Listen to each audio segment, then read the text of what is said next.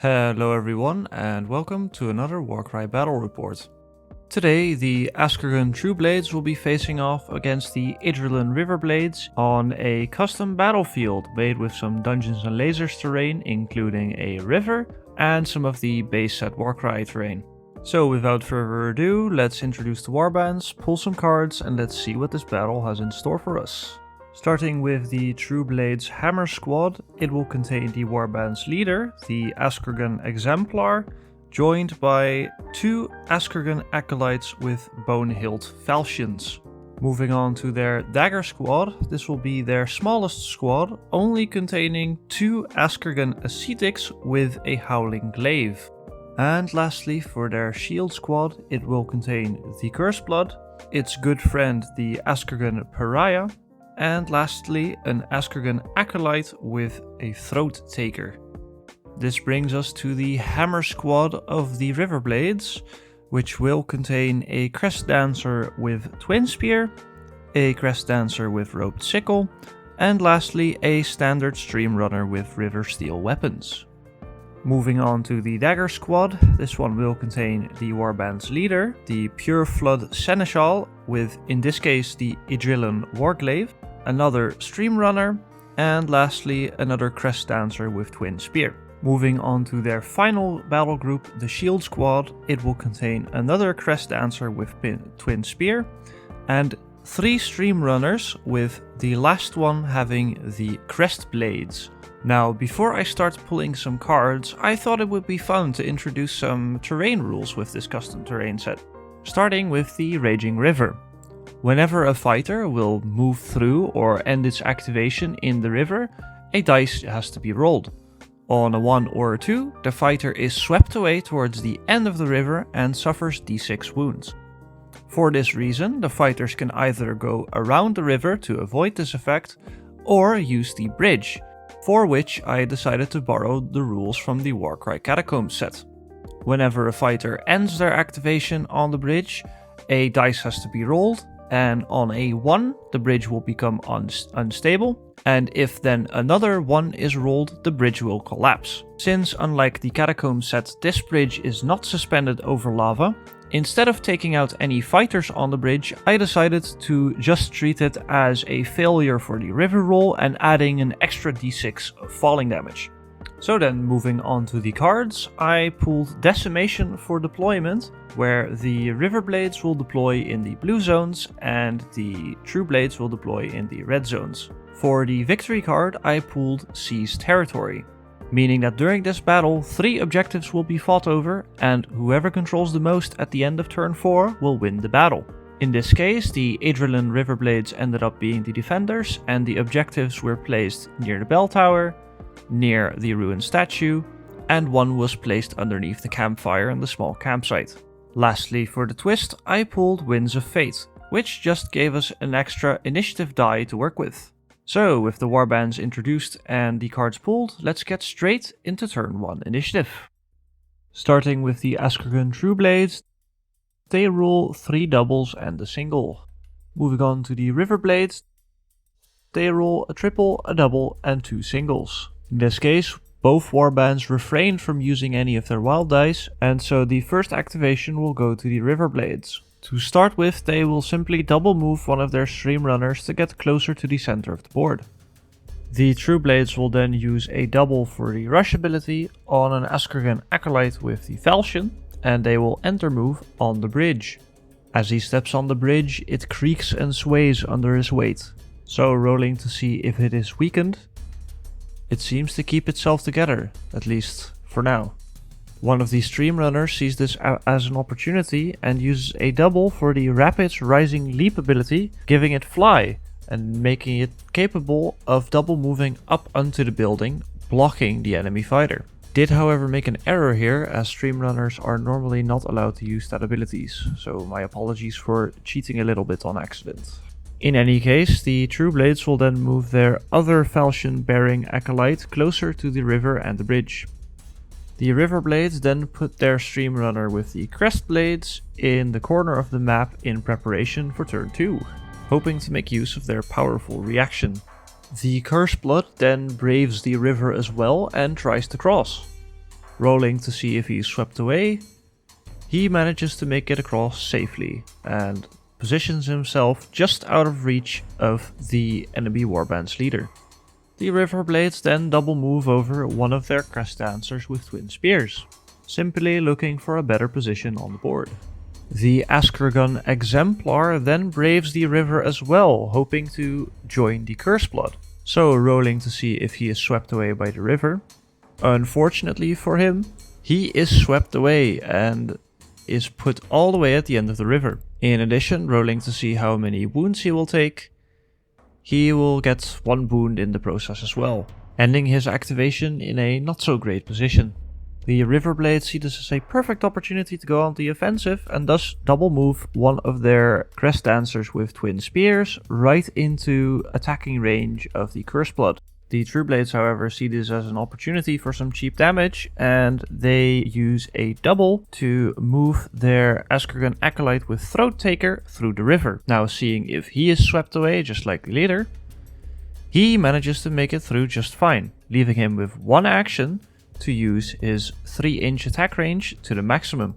So, hitting on 4s, he manages to get in 2 hits, dealing 2 damage. One of the Stream Runners then uses a double for the Riverblade's ability and double moves into melee range with the Acolyte with Throat Taker. Now on a 2+, Riverblades will deal 1 damage to, in this case, the Throat Taker. And so seeing the first roll, they manages to score 1 damage, and unfortunately the second one misses. The Askurgan Pariah, torn between helping the Curseblood or the Askurgan Exemplar, then decides to join up with the warband's leader in the end, double moving toward the edge of the board. The Riverblade Seneschal then double moves over to get in a nice attacking distance of the Curseblood as well. And with that, turn 1 comes to an end. So far the fight is looking to be pretty spread out, with enemies of both warbands ready to meet the reinforcements at the board's edge. In the meantime, the Trueblades will have to break through the engagement on the bridge to get 1 objective, and somehow manage to hold their own with just the Curseblood and the Acolyte with Throat Taker, since the leader was swept away by the river. Quite a tough position if you ask me, but anything can happen still. So let's place the reinforcing hammer squads on the board and get straight into turn 2 initiative.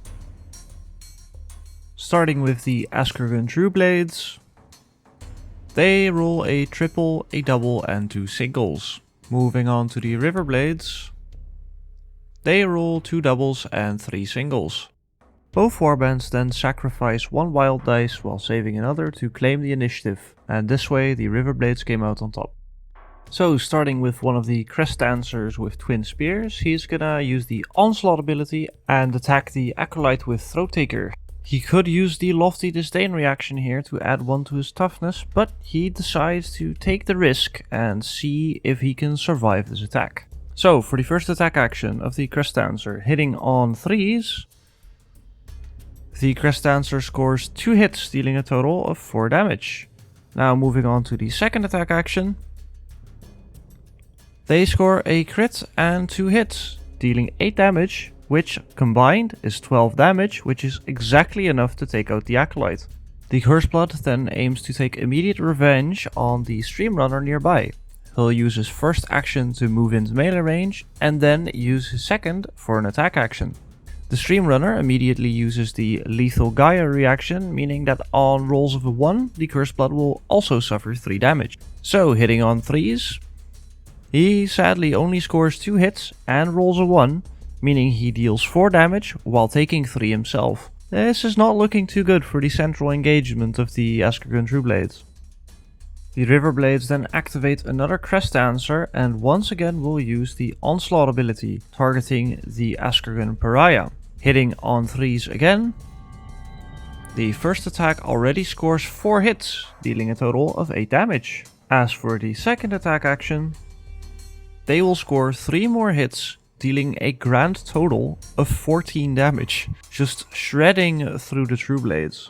But the pride of the Askurgan Trueblades then turns towards the Stream Runner and hopes to be swiftly taking them out, as they will be hitting on 3s, dealing 4 damage on a hit and 6 damage on a crit, and only have 8 HP to get through. Now rolling 3 dice, the Stream Runner will of course choose to use the Lethal Gaia reaction once again. So hitting on 3s, the Exemplar only gets a single crit and rolls a 1, meaning they'll deal 6 damage on their first attack action, but also take 3 themselves. They'll then use their second action to finish off the fighter. So once again hitting on 3s, this time they manage to strike the killing blow. As such, they'll then use the Moment of Savagery ability to then bonus move into melee range with the sickle holding Crest Dancer. The Stream Runner on the building then tries to double attack the Acolyte with the Falchion on the bridge. Hitting on 4s, he scores a crit and a hit, dealing 4 damage. I then activate the Seneschal by mistake and move them over to attack the Curse Blood. So hitting on 3s, he will score a crit and 2 hits, dealing a total of 9 damage. After which the Falchion bearing Acolyte will strike back at the Stream Runner. Dealing 5 damage on a crit, this could be a pretty swift takedown. Now hitting on 3s, the first attack only scores a single hit, dealing 2 damage. Moving on to the second attack, he scores another hit, dealing 4 damage in total. As he is once again ending his turn on the bridge though, we do need to check if the bridge turns unstable. And rolling a 2, it seems that the bridge will hold fast another day. The Crest Dancer with sickles then tries to attack the Exemplar, hoping to deal some chip damage. Hitting on 4s, the first attack action already scores a crit and 3 hits, dealing 7 damage to start with. Now moving on to the second attack action, they score an additional 2 crits and a hit, which, believe it or not, brings the grand total to 16, which is exactly enough to take out this fighter. An extremely lucky roll, putting the Askurgan Trueblades at an even further disadvantage.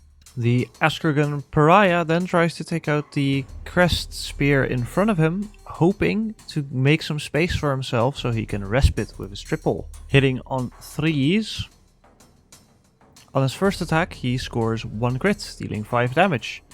1 more crit to go and he has the kill. So for the second attack roll, he only scores a hit, meaning he'll finish up having dealt 7 damage. And so the Trueblades will have to save their triple for another plan.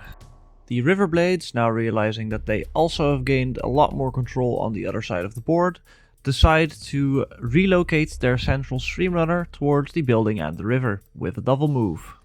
One of the Ascetics with Howling Glaive then attacks the Stream Runner with Crest Blades. Now, the Stream Runner will use the Lethal Gaia ability, and because this one in particular has the Agile rune mark, will mean that on every one that the Trueblades roll now, both of their Ascetics will take 3 damage. However, the Ascetic will also use the triple ability Perfect Strike, meaning he will crit on 5s. So hoping for a swift takedown, he'll be hitting on 5s, and he'll score 1 crit and 1 hit, dealing 7 damage. Now onto the second attack action. Just needing a singular hit, he manages to land the blow and takes out the fighter. Sadly for the Riverblades, no ones were rolled and thus the reactions were wasted.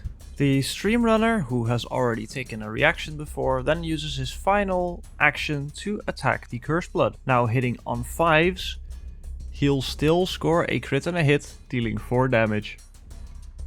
The other Falchion-bearing Acolyte cross the river in a singular action and then strike at the Stream Runner. But first seeing if the river sweeps him away, he makes it across just fine. Then hitting on 3s, he manages to get 2 hits, which will deal 4 damage, which is exactly enough to take down the fighter. The Riverblades then follow up by closing the distance with another Crest Dancer with Twin Spear. After which the final activation of the turn will be of another Ascetic with Howling Glaive that will double move to get onto the building objective. And that will be the end of turn 2. I am not gonna lie, I feel a little bit bad for the Trueblades. I feel like they've been really unlucky this entire turn. But I suppose that is also exacerbated by their kit, as most of their fighters have very few attack dice, yet insane strength and crit damage. but they've just not been landing those crits. In addition, the fact that the Exemplar went down there was really lucky for the Riverblades, and on the bright side for them though, they are starting to begin contesting some of the objectives, mainly the one near the bell tower. As there are more Askurgan fighters within 3 inches of this objective than Riverblade fighters, this one is now officially theirs. As for the other objectives, they are still under the Riverblade's control. As for the next turn, the Trueblades really want to have the initiative right now, as fighters like their Pariah are on very low health and could still do a lot of damage if they are given the chance to strike. So with that said, let's find out what happens and get straight into turn 3 initiative. Starting with the Ydrilan Riverblades, they will roll a triple and 4 singles. Moving on to the Askurgan Trueblades, they will roll a triple, a double and 2 singles. The Riverblades then use 1 wild die to ensure 100% that they will get the initiative, whereas the Trueblades respond by making a quad. As such, the initiative will go to the Riverblades. They will use it to first activate one of their Crest Dancers with Twin Spears and attack the Askurgan Pariah. They will need a crit or 2 hits to take out the fighter. The Pariah will however use the counter reaction, which will deal 1 damage for every miss and 2 damage for every miss of 1. So, hitting on 3s, they managed to get a crit and thus take them out. However, they did also miss one of their dice and thus the Crest Dancer will also take 1 damage. They will then use their remaining action to move closer to the center of the board. The Trueblades will then activate one of their Acolytes with Falchion and use the Worthy Foes quad ability, which will add 2 to the attacks and move characteristics of this fighter, after which they will start attacking the Crest Dancers right in front of him. He will first strike the Crest Dancer, which is already wounded, and this Crest Dancer will use the Lethal Gyre reaction. So, hitting on 3s, he scores 2 crits and a hit, which is more than enough to take out the fighter. However, he also rolled a 1, and thus he will take 3 damage himself. He then uses his second action to attack the remaining Crest Dancer, and after a little bit of deliberation, this Crest Dancer decides to not use their reaction in hopes of surviving this attack and being able to strike back. So, hitting on 3s again, he scores a crit and 2 hits, which in total deals 9 damage. 1 damage short of taking down this Crest Dancer. Then the Crest Dancer, who is very happy to be alive right now with 1 HP, strikes back as planned. He'll be hitting on 3s, and with his first attack action he manages 3 hits, which will deal 6 damage. He'll then strike again, and he'll get a crit and a hit, dealing 6 damage once again, which is more than enough to take out the fighter. The Cursed Blood then uses a move action to move into melee range with the Crest Dancer and out of range of the Seneschal. He then uses his remaining action to try to finish off the same Crest Dancer. Hitting on 3s, he'll only need a single hit, and he easily lands that blow, taking down the fighter. He then uses a double for the Moment of Savagery ability, as he has just taken down a fighter, and moves towards the second objective. The lone stream runner defending the bell tower's objective then uses a triple for the Standing Wave Stance ability, which will lock him in place, but will give a +1 bonus to his attacks, strength, and toughness characteristics. With his newfound strength, he then decides to attack the Acolyte with Falchion on the bridge. He'll be hitting on 3s now, and for his first attack he scores a crit and 2 hits, dealing 5 damage. The Falchion bearing Acolyte then gets a little nervous and so decides to use the Lofty Disdain reaction, hoping he can still strike back at least once. This will grant him a bonus to his toughness, and so the Stream Runner is once again hitting on 4s for his second attack. But unfortunately for the Trueblades, he scores a crit and 2 hits regardless, which totals down to 10 damage, which is enough to take out this fighter. The Trueblades then double move one of their Ascetics with Howling Glaive towards the objective near the ruined statue. The Seneschal then uses their movement action to pursue the Cursed Blood and uses their remaining action to hopefully strike him down. Hitting on 3s,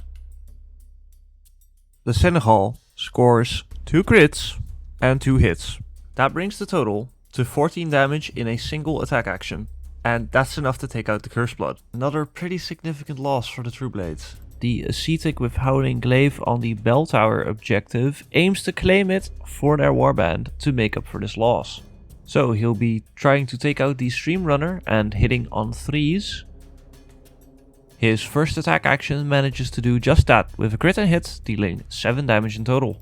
He then uses his remaining action to get a little bit closer to the edge so he can easily jump away from the current objective to the next, should it be needed next turn. Moving on to the final 2 activations, the Trueblades have already activated all of their troops, and so the Ydrilan Riverblades will send their Crest Dancer with Roped Sickle closer to the main objective, and their remaining Stream Runner will climb up the tower and use their remaining action to strike at the Ascetic.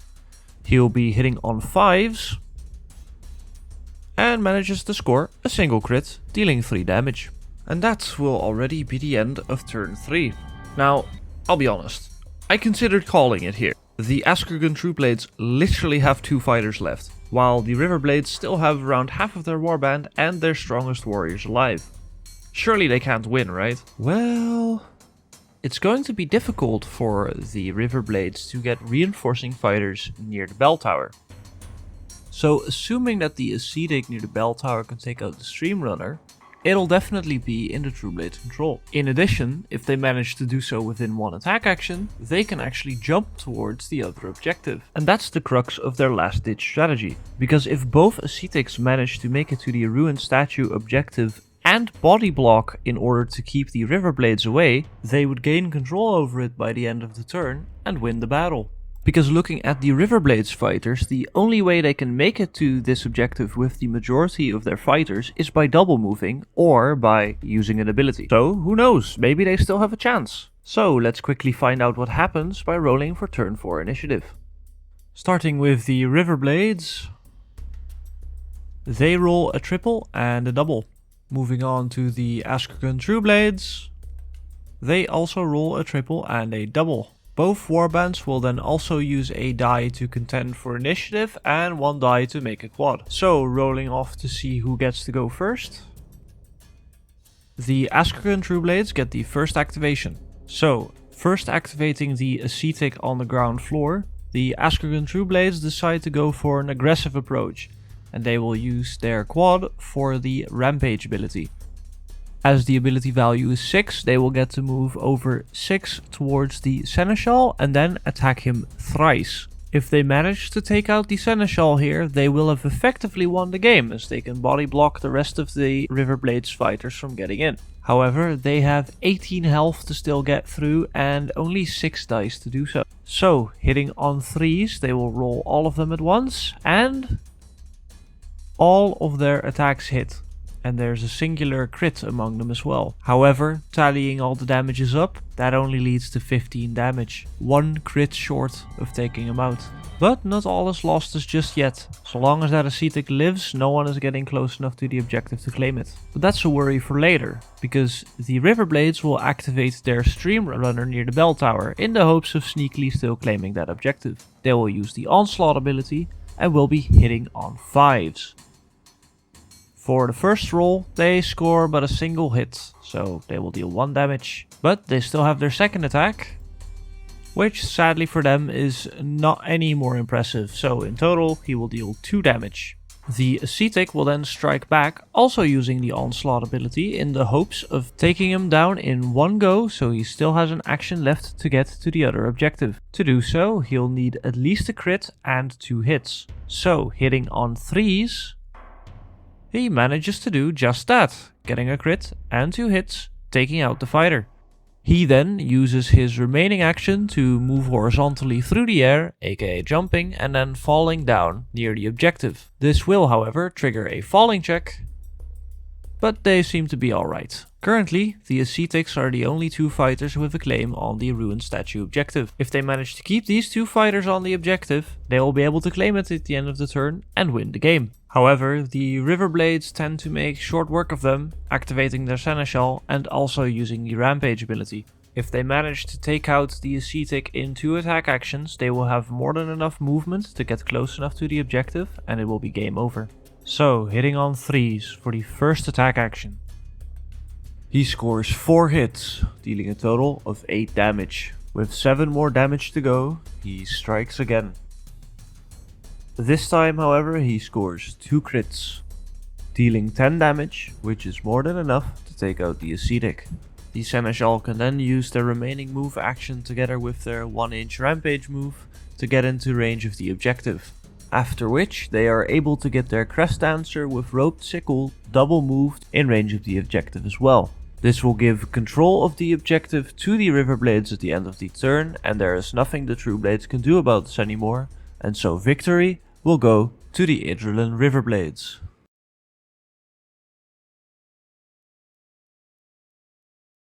So with that comes an end to today's battle report, and I hope you all enjoyed it. And for those interested, let's get into a little bit of post-game talk. Personally, I think that the Riverblades are actually a really difficult matchup for the Trueblades. Their kit is really designed towards fighting warbands with few fighters with very high toughness and very high wounds, as their strength and damage output is all around very high, but they have very few dice to roll with. In addition to that, I also think in this particular battle report, they were quite unlucky, whereas the Riverblades were quite lucky with hitting damage thresholds and whatnot. I think there have been a few occasions where Riverblade fighters have been left alive with 1 HP, where, for example, the way the Exemplar died and the Curseblood died were really just the Riverblades exactly hitting the right amount of damage necessary to take those fighters out. Not to mention the rolls required to hit those thresholds being pretty lucky as well. The Trueblades could have also played things a bit differently, for instance a bit more defensively near the end or especially near the start. They could have, instead of going in immediately, first grouped up. But if they did so, well, they would have probably done better in fights. I'm curious whether they would have been able to get to all of the objectives in time. Not to mention, if they did this, the Riverblades would be able to group up as well, so yeah, who knows how that would have went. In any case, it was a lot of fun for me playing this one, and I hope you enjoyed watching it as well. If you like what you saw, please consider supporting the channel by doing stuff like sharing the video, liking it, commenting, all that standard jazz. And if you want, you can support me on Ko-fi as well. With that said, that will be it for today, so I'm going to wish you a very pleasant day, and I'll see you in the next Warcry Battle Report.